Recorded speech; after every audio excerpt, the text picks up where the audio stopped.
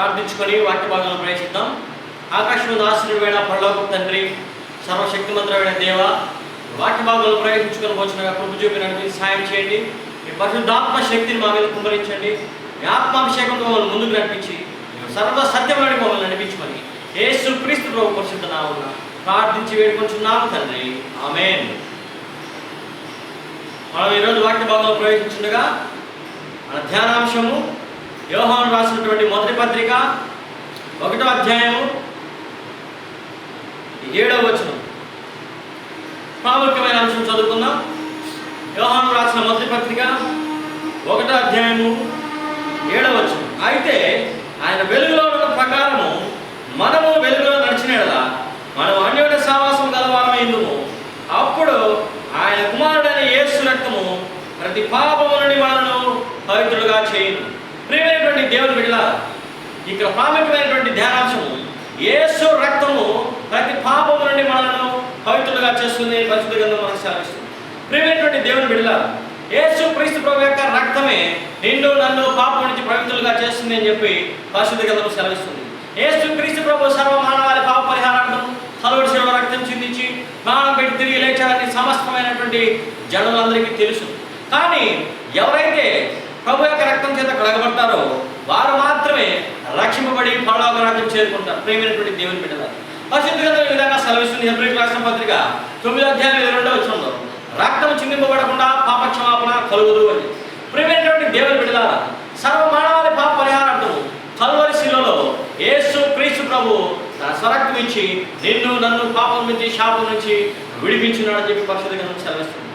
పరిశుద్ధ గ్రంథంలో లేఖనం సెలవించిన రీతిగా యేసు క్రీస్తు ప్రభు తన స్వరక్తం ఇచ్చి నిన్ను నన్ను కొనుక్కున్నాడు. ప్రియమైనటువంటి దేవుని బిడ్డలారా, పేతురు రాసిన మొదటి పత్రిక 1వ అధ్యాయం 19వ వచనంలో వాక్య భాగం సెలవిస్తుంది. అమూల్యమైన రక్తం చేత అనగా నిర్దోషమును నిష్కలంకమును గొర్రె పిల్ల వంటి క్రీస్తు రక్తం చేత విమోచింపబడ్డారని చెప్పి పరిశుద్ధ గ్రంథంలో వాక్య భాగం సెలవిస్తుంది. ఈరోజు పరిశుద్ధ గ్రంథంలో వాక్య భాగం సెలవించిన రీతిగా మనం నిర్దోషమైన రక్తము, నిష్కలంకమైన రక్తము, గొర్రె పిల్ల వంటి క్రీస్తు రక్తం చేత విమోచింపబడ్డాము అని చెప్పి పరిశుద్ధ గ్రంథం సెలవిస్తుంది. ఓ ప్రియమైనటువంటి కుమారుడా, కుమార్తె, ఈరోజు మనం ఏ స్థితిలో ఉన్నాం? ఇంకా ప్రభు రక్తం చేత విమోచింపబడలేదా? క్రైస్తవులైనా కానీ క్రీస్తు విశ్వాసం లేదా? యేసు క్రీస్తు ప్రభు శిలువ బలియాగము నీకోసం నా కోసం జరిగించాడని చెప్పి మనము గత అనేక సంవత్సరాల నుంచి వాక్య భాగం ధ్యానించుకుంటున్నా కానీ మనలో ఇంకా విశ్వాసం కలగడం లేదా? ఈరోజు ఆ విధంగా ఉన్నట్లయితే నువ్వు నీ చివరి సమయమున నీ యొక్క జీవితము ముగిసిన తర్వాత నువ్వు ఎక్కడ ఉంటావని ప్రభు వాక్యం నేను ప్రశ్నిస్తుంది. యేసు రక్తము తమ పాపంలో ఉదుకున్న వారు మాత్రమే పరలోక రాజ్యంలో ఉంటారని చెప్పి పరిశుద్ధ గ్రంథం సెలవిస్తుంది. ప్రకటన గ్రంథము 1వ అధ్యాయము 6వ వచనంలో ప్రభు వాక్యం ఈ విధంగా సెలవిస్తుంది. మనలను ప్రేమించు తన రక్తం వలన మన పాపముల నుండి మనలను విడిపించిన వాడికి మహిమయు ప్రభావమును యుగ యుగములో కలుగును గాక. ఆమేన్. ఆయన మనలను తన తండ్రి యొక్క దేవునికి ఒక రాజ్యముగాను యాజకులుగాను చేసెను. ప్రియమైనటువంటి దేవుని బిడ్డలారా, ప్రకటన గ్రంథం 1వ అధ్యాయం 6వ వచనం ప్రభు వాక్యం సెలవిస్తుంది. మనల్ని ప్రేమించుచు తన రక్తం వలన మన పాపముల నుంచి మనల్ని విడిపించిన దేవునికి యుగ యుగములో మహిమ కలుగును గాక. యేసు ప్రభువుకు మహిమ కలుగుతుంది. ఎందుకంటే ఆయన తన రక్తం వలన మనలను మన పాపం నుంచి విడిపించాడు.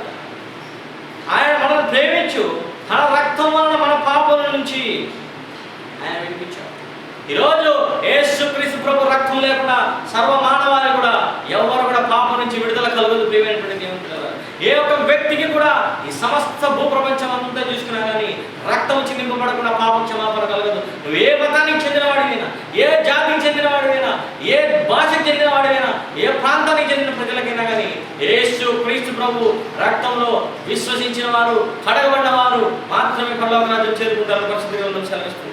యేసు క్రీస్తు ప్రభు రక్తం ద్వారానే తండ్రి అయిన దేవుని యొక్క రాజ్యం గాను, యాజకులు గాను, ప్రియమైనటువంటి బిడ్డలు గాను మనం రూపాంతరం చెందడానికి ప్రభు అయిన దేవుడు ఈ రోజు సంకల్పం నిర్ణయించున్నాడు. కాబట్టి యేసు క్రీస్తు ప్రభు రక్తంలో విశ్వసించిన వారే అందుకే పరిశుద్ధ ప్రభువులోకి రాజ్యం చేరుకుంటారు. అందుకే పరిశుద్ధ గ్రంథం సెలవిస్తుంది. భక్తుడైనటువంటి బాప్తిస్మం యోహాను చెప్తున్నాడు యేసు ప్రభు చూసి, ఇదిగో లోక పాపములు మోసుకొని పోవు దేవుని గొర్రె పిల్ల చెప్పి యేసు క్రీస్తు ప్రభు సెలవించడం జరుగుతుంది. కాబట్టి ప్రియమైనటువంటి దేవుని బిడ్డ, ఈ లోక పాపాలను మోసుకొని పోయే దేవుని గొర్రె పిల్ల అయిన యేసు ప్రభువే నీ పాపాలని నా పాపాలని కలువరి శిలువలో మోసుకొని వెళ్ళాడు.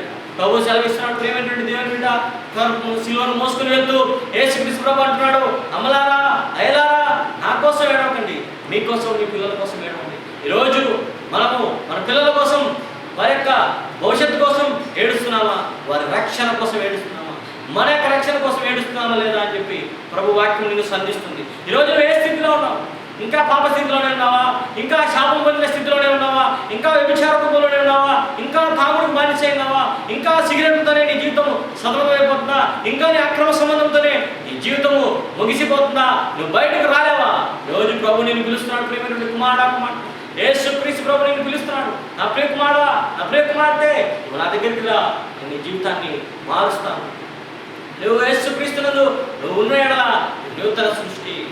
ఒకటి కొత్తగా జన్మిస్తేనే కానీ దేవుని రాజ్యంలో ప్రవేశించలేదు. మనం యేసుక్రీస్తు ప్రభు నందు ఉన్నామని చెప్పుకుంటే మన జీవితంలో కొత్త జీవితము ఉండిపోవాలి. ప్రియమైనటువంటి దేవుని బిడ్డలారా, పాత జీవితంలో ఇంకా ఎటువంటి తావు ఉండకూడదు. ప్రియమైనటువంటి దేవుని బిడ్డలారా, పాత జీవితం ఛాయలు కానీ, పాత జీవితం ఆనవాళ్ళు కానీ క్రీస్తునందున్న జీవితంలో ఉండకూడదు. ప్రియమైనటువంటి దేవుని బిడ్డలారా, ప్రభువు తన రక్తంలో మన పాపములు కడిగి ఆయన పవిత్రపరిచినాడు. ఎంత పవిత్రపరిచాడంటే కీర్తన గ్రంథం 103వ అధ్యాయము 2వ వచనం ప్రభు వాక్యం సెలవిస్తుంది, పడమటికి తూర్పు ఎంత దూరమో ఆయన మన అతిక్రమ క్రియలను, ఆయన మన యొక్క అతిక్రమాలను, మన యొక్క పాపలను మనకు అంత దూరపరిచాడని ప్రభు వాక్యం సెలవిస్తుంది. దేవుడు ఎంతో ప్రేమ కలిగినాడు. దేవుడు ప్రేమ స్వరూపి అని యోహాను రాసిన మొదటి పత్రిక 4వ అధ్యాయము 8వ వచనంలో వాక్యం సెలవిస్తుంది. అలాగే యోహాను సువార్త 3వ అధ్యాయం 16వ వచనంలో వాక్యం సెలవిస్తుంది, దేవుడు లోకంలో ఎంతో ప్రేమించను, కాగా తన అద్వితీయ కుమారుడిగా పుట్టినవాని యందు విశ్వాసం నుంచి ప్రతివాడు కూడా నశింపక నిత్య జీవం పొందినట్లు ఆయన అనుగ్రహించాడని చెప్పి పరిశుద్ధ గ్రంథం సెలవిస్తుంది. ప్రియమైనటువంటి దేవుని బిడ్డలారా, అందుకే పరిశుద్ధ దేవుడు ఆయన ఎంత ప్రేమిస్తున్నాడని పరమగీతం గ్రంథంలో 2వ అధ్యాయము 6వ వచనంలో వాక్యం ఉంది, అతని ఎడమ చేయి నా తల కిందనున్నది, అతను కుడి చేత నన్ను కౌగిలించుచున్నాడు. ప్రియమైనటువంటి దేవుని బిడ్డలారా, ఈరోజు చూడండి, ప్రభువు ఎడమ చేతితో మన తల కింద ఉంచి కుడి చేత్తో మనల్ని కౌగిలించుకుంటూ, ఒక తండ్రి తన బిడ్డలను, ఒక తల్లి తన బిడ్డలను కౌగిలించుకున్న రీతిగా ప్రభువు ఈ విధంగా కౌగిలించుకుంటున్నాడు. ఈరోజు ప్రభువు మనల్ని హత్తుకొని తన దగ్గరికి తీసుకోవాలని, తప్పిపోయిన కుమారుని వారి తండ్రి ఏ విధంగా ఆదరించాడు ఆ విధంగా ఆదరించడానికి ప్రభువు చెంతకు పిలుస్తున్నాడు. ప్రియమైనటువంటి దేవుని బిడ్డలారా, మన పరిశుద్ధ గ్రంథంలో గమనించినట్లయితే ఒక స్త్రీ ఉంది, పాపాత్మురాలైనటువంటి స్త్రీ. ఆ స్త్రీ వచ్చి ప్రభు చెంత చేరి ప్రభు పాదం మీద పడింది, కన్నీటితో ప్రభు పాదం తుడిచింది, తల వెంట్రుకలతో ఆ ప్రభు పాదమును తుడిచిన తర్వాత అత్తరును ఆయన పైన పోసింది. ప్రియమైనటువంటి దేవుని బిడ్డలారా, కన్నీటితో ప్రభు పాదమును కడిగినటువంటి ఆ స్త్రీ, తల వెంట్రుకలతో ప్రభు పాదమును తుడిచినటువంటి స్త్రీని ప్రభు అంటున్నాడు, ఎవరు ఎంత ఎక్కువగా నన్ను ప్రేమిస్తే వారి పాపం నేను క్షమిస్తానని చెప్పి ప్రభు చెప్తూ ఆ స్త్రీని క్షమించి ప్రభు పాపం నుంచి సమాధానం కలదానని వెళ్ళు అని చెప్పి పరిశుద్ధ గ్రంథంలో చెప్పినట్టుగా మనం చూస్తున్నాం. ప్రియమైనటువంటి దేవుని బిడ్డలారా, ఈరోజు ఆ స్త్రీ ప్రభు దగ్గరికి వచ్చి ఎంతో వినయంతో తన కన్నీటితో ప్రభు పాదాలు కడిగింది, తన తల వెంట్రుకలతో తుడిచింది.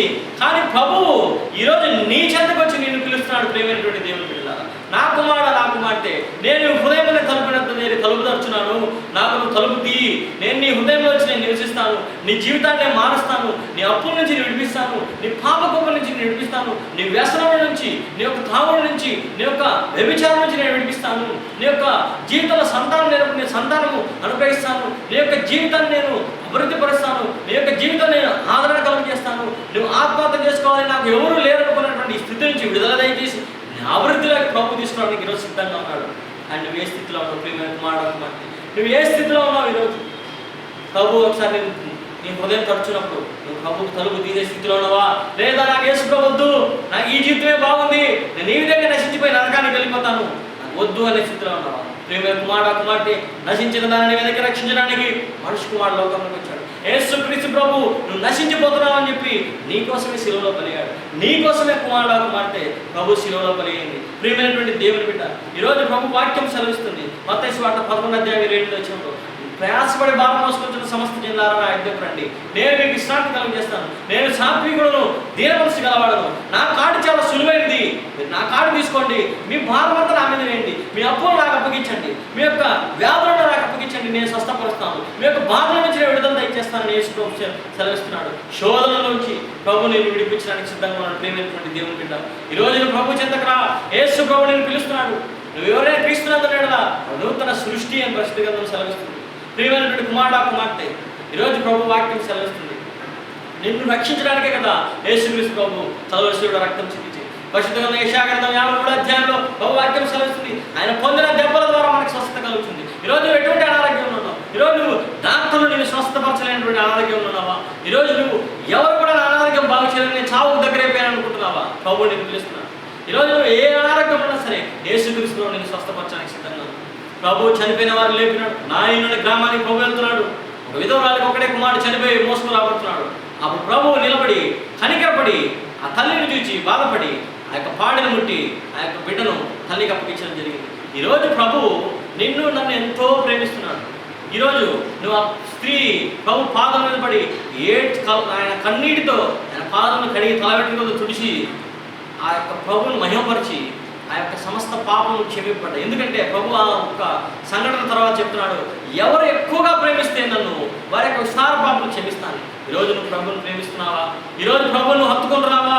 ఈరోజు ప్రభు నీకోసమే కలవలసిన రక్తం చిందించింది. ఈరోజు ప్రభు నీకోసమే కలవలసిన రక్తం చిందించింది. ఈరోజు నీకోసమే ప్రభు శిలువలో బలి అయింది. ఈరోజు నీకోసమే ప్రభు మరణించి తిరిగి లేచింది. నిన్ను పరలోక రాజ్యానికి తీసుకెళ్ళడానికే, నిన్ను ప్రభు తన సింహాసనంలో కూర్చోబెట్టడానికే, ప్రభు నీకు కొత్త పేరుని ఇవ్వడానికే ఈరోజు ప్రభు శిలువలో బలి అయ్యాడు. కానీ ప్రియ కుమార్తె ఏ స్థితిలో ఉన్నావు? ప్రభు నేను పిలుస్తున్నాడు. ప్రభు నువ్వు చేరుకుంటావా? ఓ నా ప్రియ కుమార్తె, నేను నిన్ను చేర్చుకోవడానికి ఇక్కడికి వచ్చాను, కానీ నువ్వు ఎక్కడెక్కడో తిరుగుతున్నావు. నువ్వు ప్రభు సన్నిధానికి రాలేకపోతున్నావా? నువ్వు ప్రతి ఆదివారం మందిరానికి వెళ్ళలేకపోతున్నావా? నువ్వు ప్రభువును ప్రార్థించలేకపోతున్నావా? ఇప్పుడే నీ జీవితాన్ని ప్రభువుకు సమర్పించుకో. ఈ క్షణమే ప్రభువుకు సమర్పించుకో. ప్రభువును అంగీకరించు. యేసు ప్రభువు నా సొంత రక్షకుడివి. ఈ పాపం నుంచి, ఈ శాపం నుంచి నువ్వు నన్ను కడిగి పవిత్రపరిచావు, నీ రక్తం నన్ను శుద్ధి చేసిందని ఎవరైతే ప్రభువును అంగీకరిస్తారో, ఎవరైతే ప్రభు రక్తంతో పాపంలో పడుకుంటారో వాళ్ళందరూ కూడా ప్రభు రాజ్యానికి వారసులు అవుతారు. వాళ్ళందరూ కూడా రక్షణ పొందుతారు. ప్రభు వారికి రక్షణ వస్త్రం అలంకరిస్తారు. ప్రియమైనటువంటి దేవుని బిడ్డ, ఈరోజు యేసు ప్రభు నిన్ను చేర్చుకోవడానికి సిద్ధంగా ఉన్నాడు.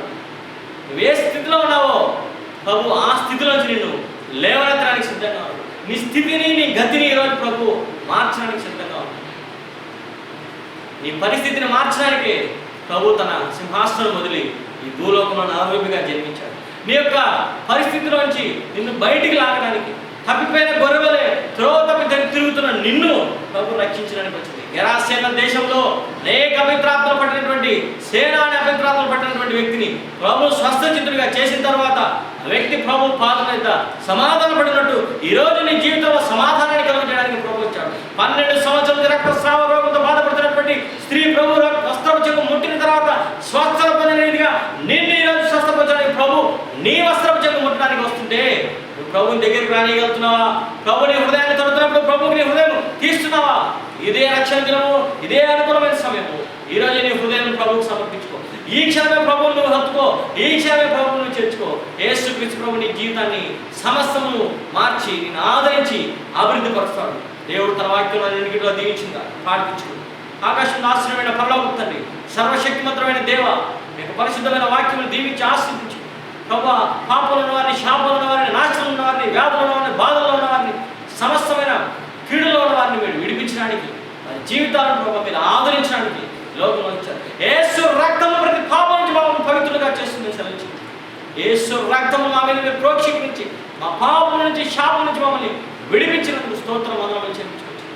ఈ క్షణంలో ఏ బిడ్డ అయితే మీ ప్రార్థనలో ఏకీభవించి ప్రభు ప్రార్థిస్తుందో ఆ బిడ్డ యొక్క సమస్త పాపలను మీరు క్షమించి ఆ బిడ్డను మీరు విడుదల చేసినందుకు స్తోత్రం వందనాలు చెల్లించుకోండి. మీరు పరలోక రాజ్యానికి వారసులుగా చేసినందుకు స్తోత్రం వందనాలు చెల్లించుకోండి. సమస్త మహిమ, ఘనత, ప్రభావము యుగ యుగములకు మీకే సమర్పించుకోండి. ఎవరైతే ప్రార్థన ఏకీపించారో అప్పులు తీర్చేందుకు స్తోత్రం, వారి జీవితాలను అభివృద్ధి పరిచేందుకు స్తోత్రం వందనాలు చెల్లించుకోండి. సమస్తమైన ఆశీర్వాదము దీవెనతో మీరు వారిని నింపి నడిపించమని యేసు క్రీస్తు పరిశుద్ధ నామమున ప్రార్థించి వేడుకొంచున్నాము తండ్రి. ఆమేన్.